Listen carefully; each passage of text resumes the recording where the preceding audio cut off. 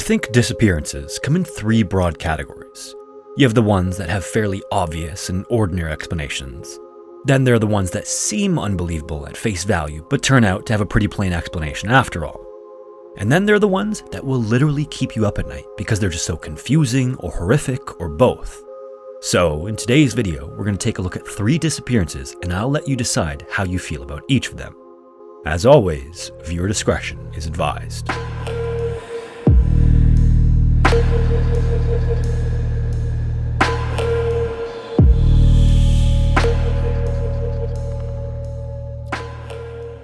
In Washington State and Oregon, and actually all along the West Coast, there's a stark contrast between the coast and the interior. All the mountains that are either basically on the coast or a little inland create a natural barrier for moisture coming off the Pacific Ocean. As the moisture travels east, it goes up the mountains and then cools, which causes it to precipitate and fall as rain and snow. Then on the opposite side of the mountains, there's not nearly as much moisture left in the air, and the area is much drier, giving it almost desert-like conditions. So in the span of a single state, or even just 100 kilometers sometimes, you have essentially rainforest near the Pacific and then desert inland. In these plains and the rain shadow of the mountains, it's common to see big ranches and cattle farms because in certain areas, the arid conditions can make it difficult to have traditional farms for crops. On April 10th, 1952, a family was visiting their grandparents in Ritter, Oregon, which is in one of these plains areas, sort of in the northeast section of the state. It also happened to be one of these cattle ranches, and apart from the house and a couple of barns, the fields in the surrounding area were basically all cattle land. With it being early April as well, it was still around freezing, and there were snow patches spaced out throughout the fields. Just before having lunch that day, the grandparents asked the 3 grandchildren if they wanted to go see a new baby calf which had been born not too long ago in the barn. They obviously did, so they all got dressed up in warm clothing, and then the 2 older brothers took little 2-year-old Keith outside and across the field. A little while later, when it was lunchtime, their mom opened the door and called out to them, and almost right away, the 2 older boys came running, but Keith wasn't with them. Their mom asked where Keith was, and they replied that he'd just gone around the barn for a second, and they thought he was right behind them. Right away, their mother was alarmed by this and grabbed her shoes and ran outside with the 2 boys, but when they got out to the barn, Keith was gone. They called out to him, first only with a little bit of urgency, but then when they got no response, the calls turned to shouts as they became more and more panicked. Somehow in the span of less than 5 minutes, maybe even less than 2 minutes, Keith had just disappeared entirely. As soon as it was clear that he was really missing and not just somewhere close by, the family contacted the local police department, who immediately started a large search. Back in 1952, it wasn't quite the same organized search that you'd get today with grid searches, but it was still extensive. All the searchers spread out in a line within speaking distance and then walked for a long while, trying to cover as much ground as thoroughly as possible. At its peak, supposedly over 200 people were scouring the cattle fields searching for Keith, but soon enough, night began to fall and the search got desperate. Several hours later, about 3 miles from where Keith had disappeared, searchers found little footprints that seemed to walk right through a herd of cattle. Unfortunately, the tracks ended where the snow patch ended, so they weren't able to follow them much further. Even more confusingly, how could a 2-year-old have gone 3 miles from the grandparents' home? It just seemed impossible. But since there weren't any other houses nearby, they figured these had to be Keith's footprints. Meanwhile, the parents were worried sick as the night got colder and colder. The search continued throughout the night and focused a little more on where the tracks had been found several hours earlier. Finally, the sun started to come up, and then at 7 a.m. the next day, a searcher was walking through an area known as Skull Canyon, about 12 miles from the grandparents' home, and miraculously found Keith lying face down in the snow with his hat and coat beside him. The searcher immediately ran to him and picked him up and found that he was completely stiff from the cold and couldn't move. He also had scratches all over his face and his clothing was ripped in several places, which they thought might have been from him squeezing through some barbed wire fences. After finding him, they rushed him to a nearby runway where he was airlifted to a hospital and thankfully would make a full recovery. However, this didn't really do much to explain how he managed to travel so far in that time. It's definitely possible for an adult to travel that distance in that 19 hours that he was missing, but Keith was just 2 years old. How could a 2-year-old travel 12 miles in freezing temperatures? Keith was also asked about the scratches and explained that they were from a cat, but because of his age, he wasn't really able to give them much more information than that. So, the best guess is that he went around the barn and then was chased or ran from something, and then either in a panic or because he was lost, just kept walking until he finally couldn't and collapsed where he was found. In the North Atlantic, on the far side of the Western Isles of Scotland, are a series of small Ice Age-era mountaintops known as the Flan Isles. They were previously the peaks of a larger singular island before sea levels rose almost 12,000 years ago. And although they're named after an Irish Saint Flannan, they're also known as the Seven Hunters because of their reputation for sinking ships which passed too close to them over the years in poor visibility. Despite this danger though, the islands were not without visitors, and many shepherds, fishermen, and others from the Isle of Lewis would find their way onto Flannan shores, intentionally or not. To minimize these unintentional visits, a lighthouse was constructed between 1895 and 1899 on the largest of the 7 islands, known as Elan Moor. This peak juts 88 meters or 289 feet out of the water and almost looks like the tip of a broken spear. The farthest you can walk in a straight line anywhere is only about 500 meters or just over 1,600 feet, but except for the leveled off tip of the lighthouse complex, almost the entirety of Elan Moor is steep hillside pitched down into cliffs circling the island with deadly cold waves below. During construction, the only way to bring building materials or supplies to the island was up a cliff with a crane system, ladders, and then small railway tracks from the top of the cliffs to the lighthouse itself. These cliffs range from just 65 feet all the way to the full 290 feet of the island at different places, and all of them are steep enough that a fall to the Atlantic down below would be deadly. At the same time, unlike many other lighthouses, Flannan has the advantage of higher ground, so the tower itself is relatively short at only 3 stories tall plus the light. The remaining living quarters were built up around the base with a small perimeter wall, house, and storage building. About a year after the Flannan Lighthouse was complete, in December of 1900, a shift of 3 men were stationed there with the intent to be home in time for the holidays. On the 7th, James Ducat, who was the principal lightkeeper, and Thomas Marshall, who was the second assistant, stood on the landing, waving goodbye to their superintendent aboard the ship which had just dropped them off. Several floors above them was the 3rd man, Donald MacArthur, who was up manning the light. This was a hard rule. No matter what, one man always had to be tending to the light. At the time as well, wireless telegraphs were too expensive to be practical, so the only way to contact the island was with light signals from a high point on the shore 20 miles away or by a passing ship. Then the lighthouse had a series of reflecting plates to respond, and the keepers would lift them into the light on one side of the tower or the other to signal different things. Nothing really notable happened for the first week until on the 15th there was a large storm that swept over the lighthouse, but for the area this wasn't in any way uncommon or unexpected. However, when a ship known as the Arctur sailed past later that day, they saw that the lighthouse was dark around midnight on the 15th. They reported this upon landing, but for some reason the message wasn't communicated to the Northern Lighthouse Board that something was wrong. The ship which dropped them off was planned to return on the 20th to cycle one of the men out, but the storm continued until after the 15th and delayed arrival until midday on the 26th of December, 2.5 weeks since the last contact.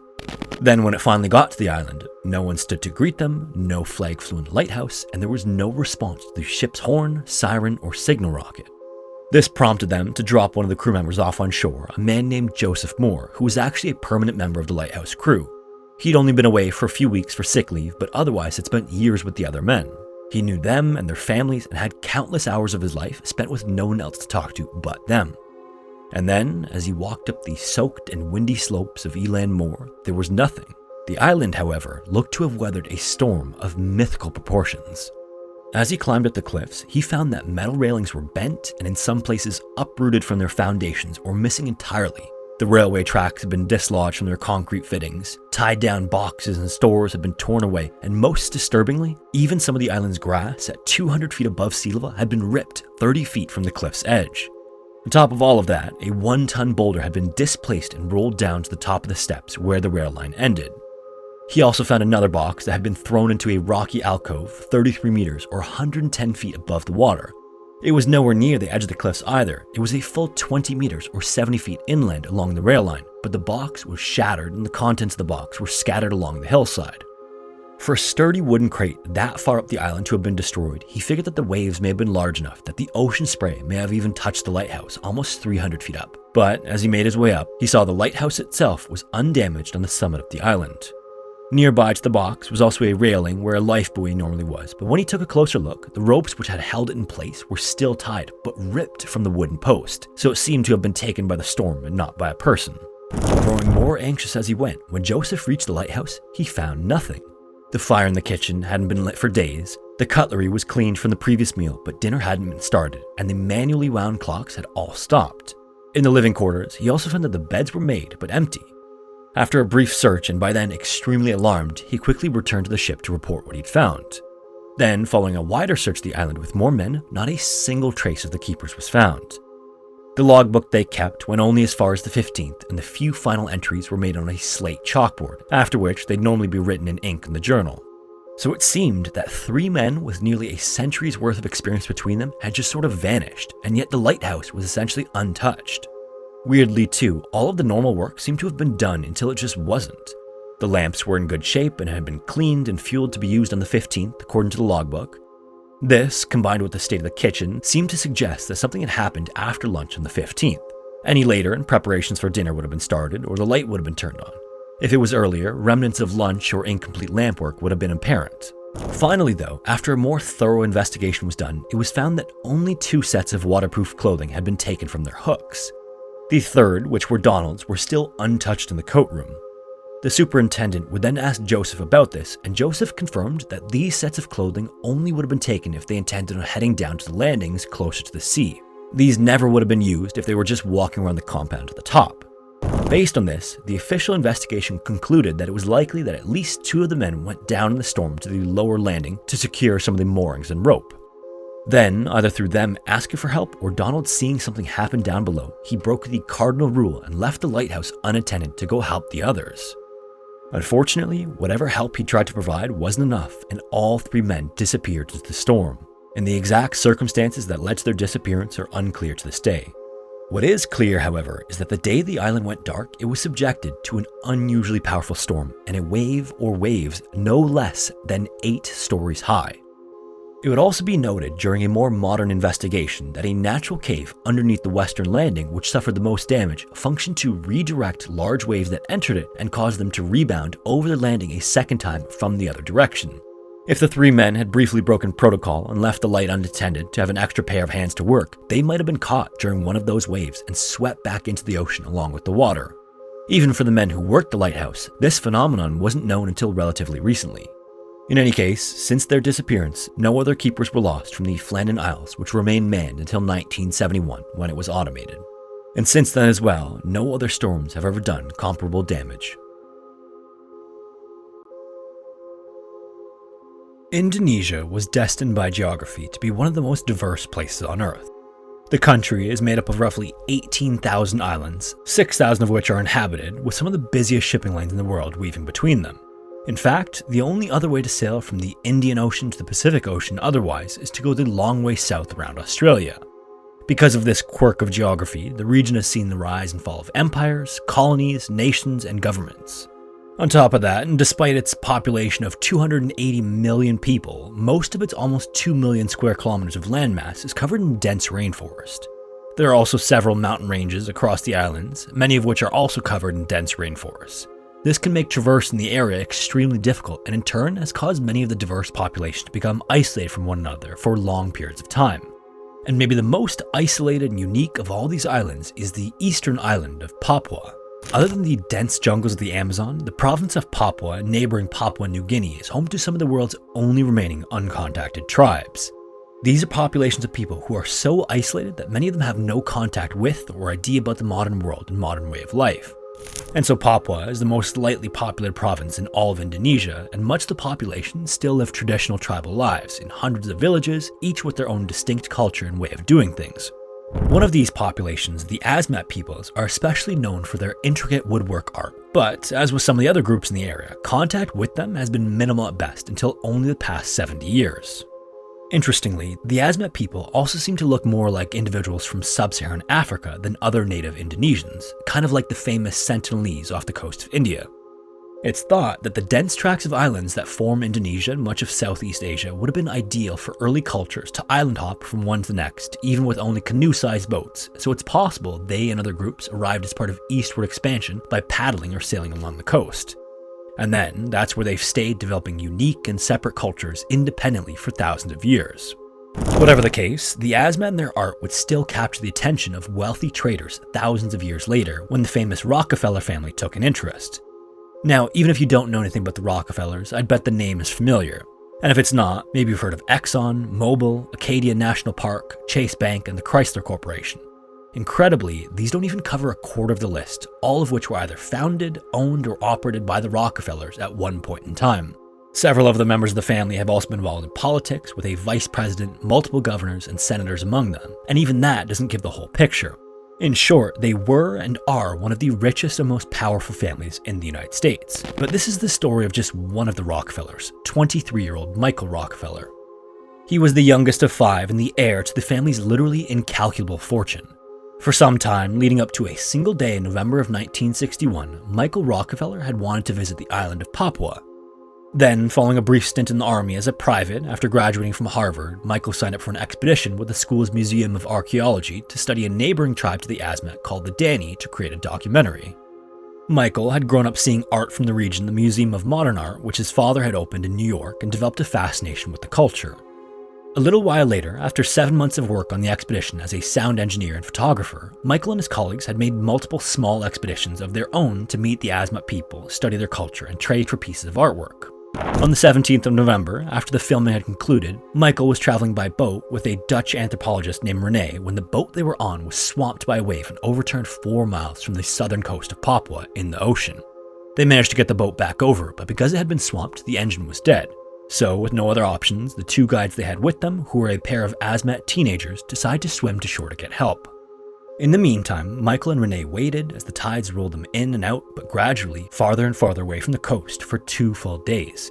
It seemed to Michael that either their guides had died trying to reach help, or that they weren't searching for them in the right place. Knowing they didn't have much time left, on the morning of the 19th, he decided he might have to take things into his own hands. He stripped down to his boxers, strapped some empty gas cans to himself to help him float, and then told René that he thought he could make it before dropping into the water and swimming away. Based on later estimates, by then, the boat was at least 14 miles from shore. Unfortunately, that would be the last time René or any other member of the expedition would see him. Tragically, had Michael stayed, he would be rescued the next day with René. Their guides had in fact made it back and called for help. Afterwards, a massive search was launched and would continue for weeks with planes, boats, helicopters, and native volunteers searching the coastline. But despite all the efforts of the Dutch government and the power of his family, Michael was never found. This wasn't, however, the end of his story, but it would take all the way until 2014 to be made public. The waters off this part of Papua are especially tidal. Sea levels change as much as 4.5 meters or 15 feet twice a day. These tides also cause horrible rip currents that can suddenly overtake boats or swimmers near the shore as rivers reverse direction and otherwise calm water rises up into harsh waves. It was one of these waves that overtook Michael's boat, and decades later, this same phenomenon would overtake the boat of Carl Hoffman, an investigative journalist retreading the path to find out what happened. In the time following Michael's disappearance, speculation had of course gone in every direction, from kidnappings to sharks to drowning and so forth. This prompted Carl to see if he could figure out what happened to Michael years earlier, and he was particularly intrigued by one rumor. To the 12 different groups that identified as Asmat and all the tribes within them, the world was a deeply spiritual one. Everything outside of the island and over the sea was part of the afterlife. The tides were a direct reflection of the spirit world, airplanes were sky canoes of unknowable gods, and critically, disease was the result of unsettled spirits who had not been avenged. If a member of a tribe died of disease, this was thought to be the doing of someone else and not a natural occurrence. This would then require revenge on the tribe which was responsible, and it would be resolved with a literal headhunt. Then, after claiming the heads from the opposing tribe, the flesh would be consumed ritualistically as a coming-of-age ceremony, in line with how the first boy became a man in Asmat creation myth. And this would, of course, inspire revenge from the other tribe, and to prepare for it, a massive pole would be carved from a mangrove tree. This pole would be intricately carved with the likeness of those who had died, with symbols of headhunting, fertility, war, and even a place to put the heads of those who were killed to avenge the spirit. The Asmat believed that only when the head of an enemy was presented and the spirit appeased would they be able to move on to the afterlife across the sea and stop causing disease in the village. The pole would then decompose where it stood, fertilizing the next mangrove tree and returning to the earth, just as the Asmat believed the flesh of their slain enemies would. This form of ritualistic combat had persisted for hundreds of generations because tribes didn't actually seek to wipe one another out. It was more like they were correcting a spiritual balance through a sort of blood debt. Many villages were also known to be more or less violent than others, so while you could say that the Asmat were technically cannibals, it was not of hunger or savagery, or universal even. Instead, it was the result of a cultural spiritualism that revolved around life and death. In any case, forward again to the 2010s when Carl Hoffman went in search for answers, he dug through archives of information from a second search that happened after Michael Rockefeller had disappeared. These records were written by Christian missionaries working with the Asmat villages.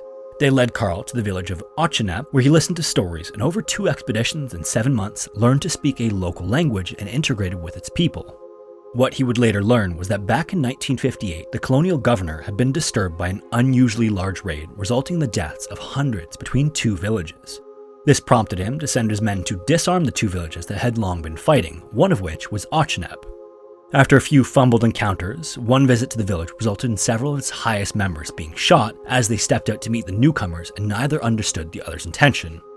To the villagers, it was as if they were seeing a new and horrible magic for the first time, and up until then, there was no bad blood with foreigners.